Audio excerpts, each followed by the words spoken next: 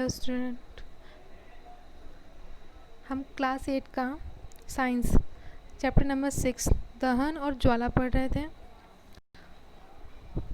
हमने थोड़ा बहुत इसमें पढ़ लिया था। क्रियाकलाप 6.4 और हमने अब अग्निशामक दहन के प्रकार ये सब हमने पढ़ लिया है। और हम आज 6.4 ज्वाला से स्टार्ट करेंगे।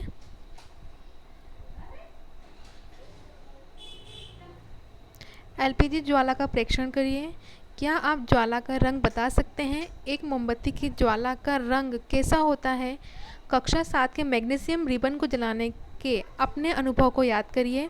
यदि आपको सारणी 6.2 की शेष वस्तुओं को जलाने का अनुभव नहीं है तो आप उन्हें अब कर सकते हैं। अपने प्रेक्षण रिकॉर्ड करिए और सारणी में लिखिए कि पदार्थ ज्वाला देती है या नहीं।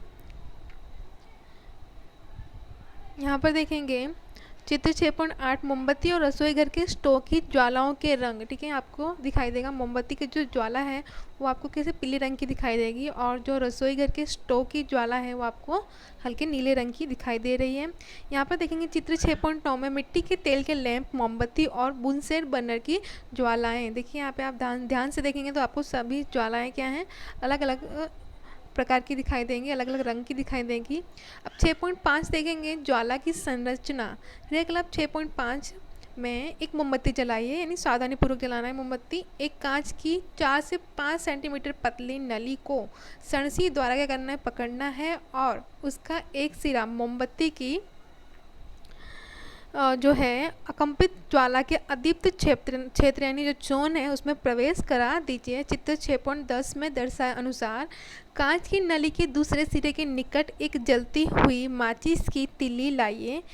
क्या वहाँ कुछ समय पश्चात ज्वाला उत्पन्न होती है? यदि ऐसा होता है तो वह क्या है जो ज्वाला उत्पन्न करता है? ध्यान दीजिए कि गर्म बत्ती के पास का मोम जल्द पिघल जाता है। ठीक है, तो यहाँ पर देखेंगे चित्र 6.10 में आपको, ठीक है, इस प्रकार से। अब देखेंगे दहन के समय जो पदार्थ वाष्पित होते हैं वे ज्वाला का निर्माण करते हैं। उदाहरण के लिए लीजिए, मिट्टी का तेल और पिघली हुई मोमबत्ती के साथ साथ ऊपर उठते हैं और दहन के समय वाष्पित होकर ज्वाला का निर्माण करते हैं। इसके विपरीत लकड़ी का कोयला वाष्पित नहीं होता और कोई ज्वाला नहीं देता। ठीक है, तो जो लकड़ी का कोयला होता है क्या होता है, वाष्प नहीं देता। ठीक है, वाष्पित नहीं होता और कोई भी प्रकार का क्या होता है, ज्वाला नहीं देता। क्रियाकलाप 6.5 में क्या कांच की नली से बाहर निकलने वाला मोम का वाष्प क्या ज्वाला उत्पन्न होने का कारण हो सकता है? तो जब मोमबत्ती की ज्वाला स्थिर हो तो ज्वाला के दीप्त क्षेत्र के एक स्वच्छ कांच के प्लेट यानी स्लाइड प्रविष्ट करिए। आकृति 6.11 में दर्शाया गया उस सणसी से लगभग 10 सेकेंड तक पकड़े रखिए, फिर उसे हटा दीजिए। आप क्या देखते हैं? ठीक है, तो आगे देखेंगे हम यहाँ पर देखिए चित्र 6.11 में इस प्रकार से है जो, ठीक है, तो कांच की प्लेट स्लाइड पर एक गोल काला वलय बन गया है। यह ज्वाला के दीप्त क्षेत्र में उपस्थित बिना जले कार्बन कणों के जमाव को दर्शाता है।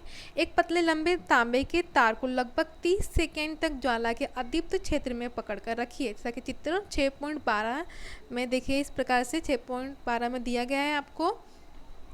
आगे देखेंगे, ध्यान दीजिए कि तार का जो भाग है जो ज्वाला के कुछ ही बाहर है रक्त तप्त हो जाता है। क्या यह दर्शाता है कि ज्वाला के अदीप्त क्षेत्र का ताप बहुत अधिक है? वास्तव में ज्वाला का यह भाग सबसे अधिक क्या होता है, गर्म होता है। ठीक है, जैसे चित्र 6.13 में सोने और चांदी को पिघलाने के लिए सुनार धातु की फुकनी से क्या होता है, फुकनी जो होती है, फुकनी से ज्वाला के सबसे बाहरी भाग को उस पर देखिए यहाँ पे फूकते हैं। चित्र 6.14 में वे ज्वाला के सबसे बाहरी भाग का उपयोग करते हैं। यहाँ पे देखिए चित्र 6.13 में मोमबत्ती की ज्वाला के विभिन्न जो हैं क्षेत्र दिए गए हैं। सबसे पहले यहाँ पे देखेंगे हम जो है जो सबसे बाहरी क्षेत्र है जिसको हम बाह्य क्षेत्र बोलते हैं, ठीक है। तो जो है पूर्ण दहन का जो बाह्य क्षेत्र है वो किस रंग का आपको दिखाई देगा, नीले रंग का, ठीक है। तो जो है ये सबसे क्या है, यहाँ पर देखिए जो पूर्ण दहन का जो बाह्य क्षेत्र है वो सबसे गर्म भाग है, ठीक है। इस ज्वाला का सबसे गर्म भाग जो है वो नीले रंग का दिखाई देगा। और देखिए अब देखिए यहाँ पे आपको मध्य का भाग जो है आंशिक दहन वाला मध्य का भाग है वो पीले रंग का दिखाई देता है, जो थोड़ा कम गर्म होता है, ठीक है। और जो लास्ट में देखेंगे आप, बिना जली मोमबत्ती का सबसे आंतरिक क्षेत्र, जो सबसे अंदर का आपको क्षेत्र दिखाई दे रहा है वो क्या है, काले रंग का दिखाई देगा आपको। ये सबसे क्या होता है, सभी से कम गर्म होता है, ठीक है। इस तरह से मोमबत्ती के जो है ज्वाला के विभिन्न क्षेत्र आपको यहाँ पर चित्र 6.13 में दर्शाए गए हैं। आगे देखेंगे चित्र 6.14 में धातु की फुकनी से फुकता सुनार, ठीक है, इस प्रकार से। अब देखेंगे 6.6 ईंधन क्या है। ईंधन क्या है, याद करिए कि घरेलू और औद्योगिक उपयोगों से संबंधित ऊष्मा ऊर्जा के प्रमुख स्रोत लकड़ी, काष्ठ, कोयला, पेट्रोल, मिट्टी का तेल आदि है। ये पदार्थ क्या है, ईंधन कहलाते हैं, ठीक है। ये सभी जो भी पदार्थ हैं, पेट्रोल, मिट्टी का तेल, ये सब क्या है, हमारे ईंधन कहलाते हैं। अच्छा, ईंधन वह है जो सहज उपलब्ध हो जाता है, यह सस्ता होता है और वायु में सामान्य दर से सुगमता पूर्वक जलता है। यह अधिक मात्रा में ऊष्मा उत्पन्न करता है। यह जलने के उपरांत कोई अवांछनीय पदार्थ नहीं छोड़ता। संभवतः ऐसा कोई भी ईंधन नहीं है जिसे आदर्श ईंधन माना जा सके। हमें ऐसा ईंधन ढूंढना चाहिए जो किसी विशिष्ट उपयोग की अधिकांश आवश्यकताएं पूरी करता है। ईंधन के मूल्यों में भिन्नता होती है। कुछ ईंधन अन्य ईंधनों की अपेक्षा सस्ते होते हैं। जिन ईंधनों से आप परिचित हैं उनकी सूची बनाइए। सारणी 6.3 की भांति इन्हें ठोस, द्रव्य और गैसीय ईंधनों के रूप में क्या करना है, आपको वर्गीकृत करना है। ये सभी ईंधन को जो है आपको कौन सा ठोस है, कौन सा द्रव्य है तथा कौन सा गैस है, इन तीनों को अलग अलग वर्गों में आपको बांटना है, ठीक है। अब देखेंगे 6.7 ईंधन दक्षता। ईंधन दक्षता के बारे में हम पढ़ेंगे। यदि आपसे कहा जाए कि गोबर के उपले, कोयला और एलपीजी को जलाकर पानी की एक निश्चित मात्रा को उबाले तो आप कौन से ईंधन को चुनेंगे, इसका कारण बताइए। आप अपने माता पिता की मदद ले सकते हैं। क्या ये ईंधन बराबर मात्रा में ऊष्मा उत्पन्न करते हैं? किसी ईंधन के 1 किलोग्राम के पूर्ण दहन से प्राप्त ऊष्मा ऊर्जा की मात्रा, उसका क्या कहलाता है, ऊष्मीय मान कहलाता है। ध्यान से देखिए आप, ऊष्मीय मान किसे कहते हैं, परिभाषा आपसे पूछी जा सकती है। आगे देखेंगे ईंधन के ऊष्मीय मान को किलो जूल प्रति किलोग्राम यानी kJ/kg, ठीक है, मात्रक द्वारा प्रदर्शित किया जाता है। किलो जूल प्रति किलोग्राम यानी kJ/kg, ठीक है, इसके द्वारा किया जाता है, प्रदर्शित किया जाता है। कुछ ईंधनों के ऊष्मीय मान सारणी 6.4 में दिए गए हैं। यहाँ देखिए 6.3 ईंधनों के प्रारूप। कौन से ईंधन, आपको पहले क्या करना है, जो ईंधन ठोस अथवा द्रव्य, कौन सा गैसीय, आपको तीनों को जो भी ईंधन है जिस प्रकार के हैं आपको उनको वर्गीकृत करना रहेगा। इस सारणी में आपको फिलअप करना है।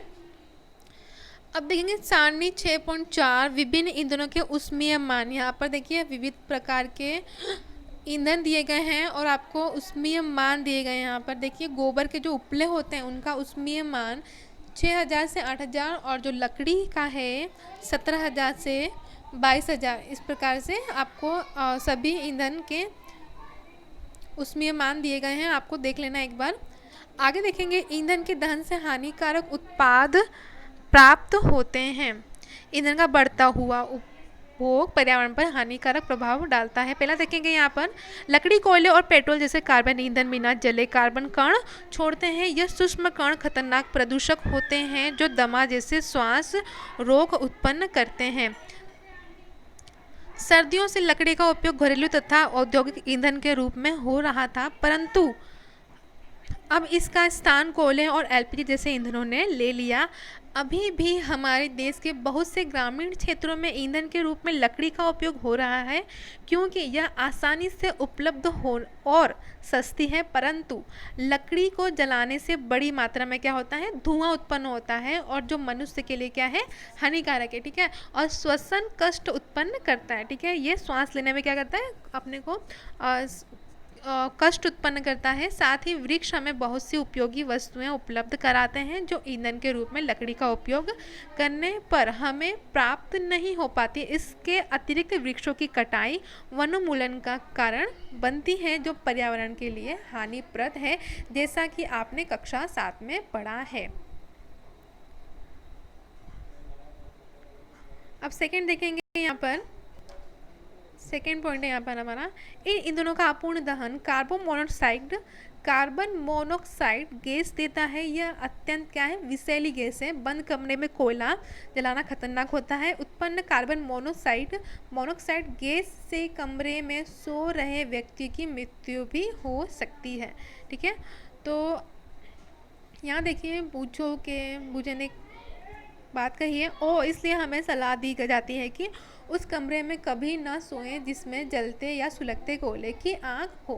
ठीक है, तो ये चीज़ का आपको ध्यान रखना है। आगे देखेंगे, थर्ड पॉइंट है हमारा, अधिकांश ईंधनों के दहन से पर्यावरण में कार्बन डाइऑक्साइड गैस निकलती है। वायु में कार्बन डाइऑक्साइड गैस की अधिक मात्रा संभवतः विश्व उष्णन यानी ग्लोबल वार्मिंग का कारण बनती है। अब देखेंगे, यहाँ पे देखिए, पृथ्वी के वातावरण के तापमान में वृद्धि विश्व उष्णन कहलाती है। अन्य बातों के साथ साथ इससे हिमनद पिघलने लगते हैं, जिससे समुद्र में जल स्तर बढ़ जाता है और तटीय क्षेत्र बाढ़ग्रस्त हो जाते हैं। ऐसा भी संभव है कि निचले स्तर वाले तटीय क्षेत्र स्थायी रूप से जलमग्न हो जाते हैं। अब देखिए, फोर्थ पॉइंट यहाँ पर हमारा दिया गया है, क्या है वो पढ़ते हैं हम। कोयले और डीजल के दहन से सल्फर डाइऑक्साइड गैस निकलती है। यह अत्यंत दम घोटू यानी और संक्षारक गैस है। इसके अतिरिक्त पेट्रोल इंजन नाइट्रोजन के गैसीय ऑक्साइड छोड़ते हैं। सल्फर और नाइट्रोजन के ऑक्साइड वर्षा जल में घुल जाते हैं तथा अम्ल बनाते हैं। ऐसी वर्षा क्या कहलाती है, अम्ल वर्षा कहलाती है। ठीक है, तो समझ में आ गया अम्ल वर्षा क्या है, जो फसलों, भवनों और मृदा के लिए बहुत हानिकारक होती है। इसके विषय में हमने कक्षा 7 में पहले भी पढ़ चुके हैं। मोटर वाहनों में ईंधन के रूप में डीजल और पेट्रोल के स्थान अब सीएनजी यानी जो संपीड़ित प्राकृतिक गैस ले रही है, क्योंकि सीएनजी सल्फर और नाइट्रोजन के ऑक्साइड का उत्पादन अल्प मात्रा में करती है। सीएनजी एक अधिक स्वच्छ ईंधन है। ठीक है, तो आगे देखेंगे, अब समझ में आ गया जो सीएनजी हो क्या है, अधिक स्वच्छ ईंधन है। इसी के साथ हमारा चैप्टर कंप्लीट होता है। आपको होमवर्क में अभ्यास के प्रश्न यहाँ पे दिए गए हैं। प्रश्नों के उत्तर आपको आपकी नोटबुक में लिखने हैं। यहाँ पे टोटल आपको 1 से